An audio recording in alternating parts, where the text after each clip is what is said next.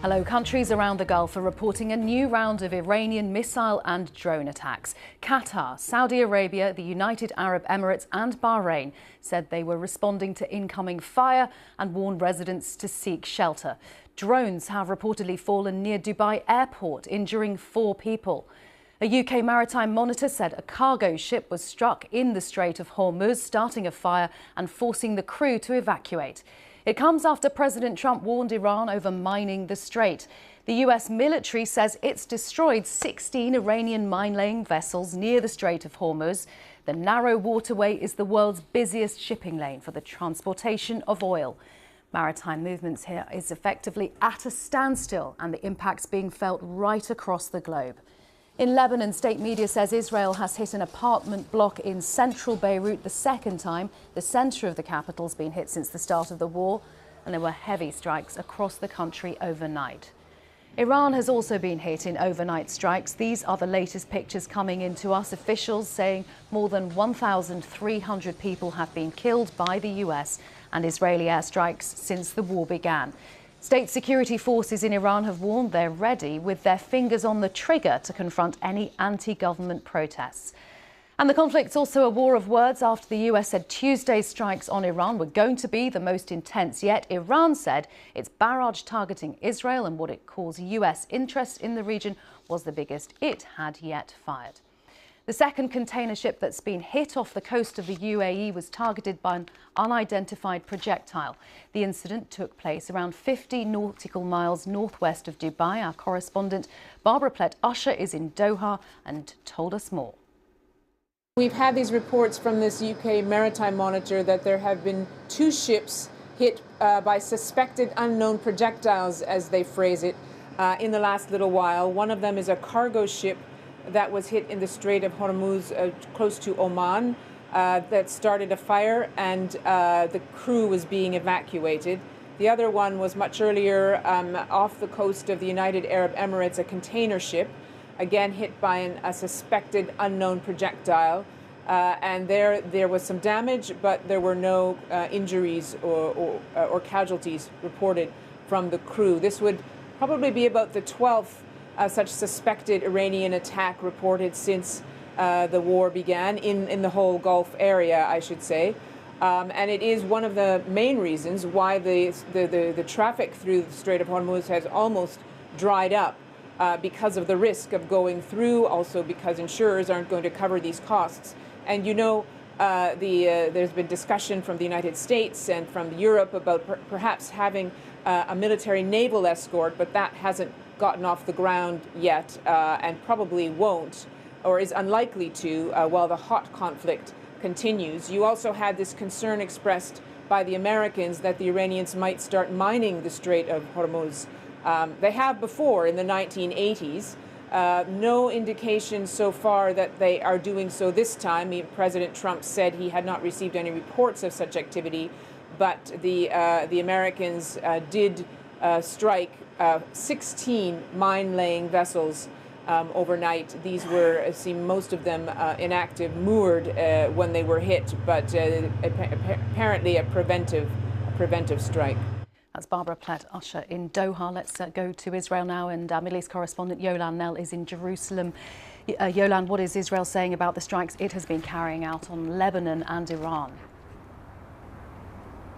Well, after a day of some of the heaviest bombardment yet on Iran yesterday, the Israeli forces and American forces working with them kept up their attacks on Tehran overnight. Explosions reported there. The Israeli military saying that it also attacked what it said were command centers for the armed forces in the west of Iran. And in general, it has been deepening the damage to the regime, it says.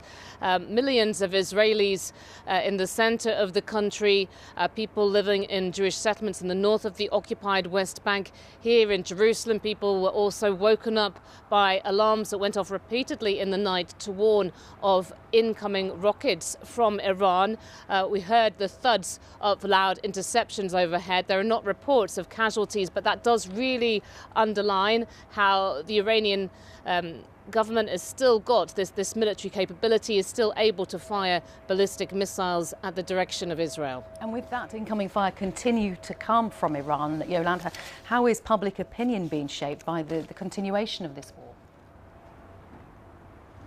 Yeah, it does come as something of a surprise that, there's so much disruption to normal life here. People sent off, rushing to their shelters several times in the course of the day. Yesterday and today in the north of Israel, there is the ongoing fighting with Hezbollah. So there is the risk there of drones incoming and missiles, people going to their air raid shelters frequently because of that.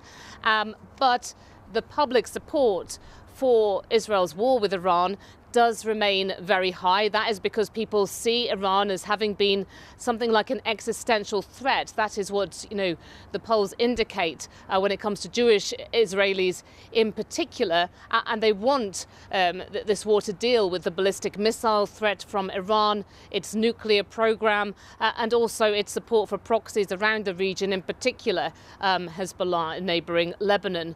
But that said, the Israeli media reporting today that while you still have these comments from the Israeli Prime Minister Benjamin Netanyahu in particular, who was posting on X late yesterday, calling on the people of Iran to overthrow their religious leadership and gain their freedom. He said, "We will pass the torch to you, grasp your destiny."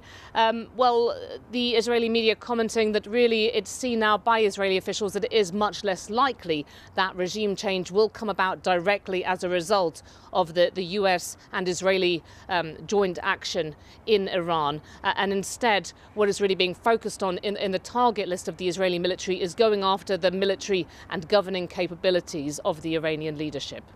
Yolande, thank you very much. Yolande Nell in Jerusalem. Well, from Israel to Lebanon. I've been speaking to Lina Sinjab, who's in Beirut, and she's been telling us what it's been like with those strikes by Israel from the last few hours. Well, I woke up in the early hours of the morning around 5 a.m. to the sound of the attack apparently coming from a vessel, because it was really loud coming here from the seaside, and then the explosion followed. The attack took place in Aisha Bakar neighborhood, which is, up the hill from where I live, like few streets up the hill. This is pretty central Beirut, and we can see the pictures of the aftermath. At least 3 apartments, 3 stories were targeted. The Israeli media is saying that it was targeting Islamic group. 4 members were hit, but we don't have any confirmation yet about that. But these kind of attacks in central city, in residential areas, away from Hezbollah's stronghold, are sending, waves of fear among the Lebanese. And this is the second time in a course of a week an attack happens in central Beirut. A few days ago, also very close to where I live and where I'm standing now, at the seaside, a hotel, a five-star hotel was hit by the seaside. Israel said they were targeting a Revolutionary Guards member, and yesterday the Iranians came out to announce that 4 diplomats were killed. As much as this is causing anger against the Israelis with more attacks on civilians, 500 have been killed so far, 700,000 are displaced, and most of them are out in the streets in shelters or living in tents with nowhere to go to. But it's also causing anger against Hezbollah and the Iranians, A, for firing rockets against Israel, causing this whole war, and B, staying among civilians, which is prompting targeted attacks against civilians who have nothing to do with this war and paying the highest price in this war. Yeah, and the difficulties caused, Lina, by the movement of such a large number of people. You mentioned 700,000 now. Yes, indeed. I mean, we have, these are the figures registered as displaced, but it may be more because some people stay with their families or are able to check into 5-star hotels and stay there, or even left the country as a whole. But the question is, for many, is when is this ending? This is the second time Lebanese are forced to be displaced, forced to leave towns and villages and homes. And because of the war, 15 months months ago in 2024, they've lived exactly the same experience. And many of them who've lost their homes, they couldn't rebuild them because there was no money to reconstruct or rebuild. And now they're losing their homes again in towns and villages, with fears that, in the south of Lebanon, the areas that Israel are asking people to leave and evacuate, probably it's going to be a buffer zone and they will not be able to go back to. And the government so far, despite criticism to Hezbollah and calling for direct negotiations with the Israelis, they seem to be in a very weak position and unable to control Hezbollah's actions that are prompting these kind of attacks by Israel. Lina Sinjab in Beirut. Let's go back to those reports that drones have fallen near Dubai International Airport, injuring a number of people. Let's talk to our correspondent Nick Beek in Dubai. Nick, just tell us what you know. Karin, yes, this is information that's coming from the authorities here in Dubai, saying that at the main international airport there have been 2 drones that fell in the vicinity of the airport. That is the phrase from officials. We don't know what that translates to. How near these drones were to hitting any planes or hitting terminal buildings. But certainly we spoke to someone earlier who was saying that for about half an hour or so they were told to come away from glass windows and all passengers were congregating in an area that was deemed to be more safe and less at risk. Operations have now resumed, but the information is that 4 people have been injured, 1 person with moderate injuries, that's the description, 3 with minor injuries. And we will, of course, bring more information as we get it. Now, on Saturday, a lot of people might have seen that video which showed a previous strike very near the airport, near to terminal buildings. You could see planes on the tarmac in that footage. So once again, it seems that Iranian drones have got through to this airport, which is hugely busy, and had been trying to get those flights coming in and leaving once more. And there was quite a lot of disruption in the skies this morning, as you can imagine. Flight tracking showing lots of different planes taking unusual routes, as this was clearly an alert that people had to deal with. And Nick, from what's going on at the airport to what's going on off the coast of the UAE, tell us more about those reports of a cargo vessel, a 3rd cargo vessel, being hit by a projectile. Yeah, you're right, Karin. Iran seems to be continuing its strikes at land and at sea.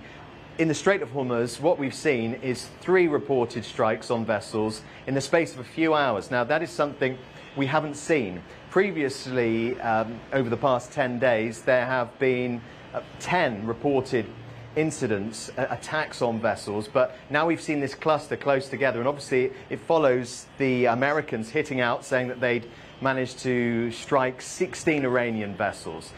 In those 3 cases this morning, in the most severe, it would seem, there was a fire that took hold. There had to be an evacuation. We haven't got the latest on the condition of the crew on board and what happened to them, what this evacuation process looked like, how long it lasted for, and what the consequences have been.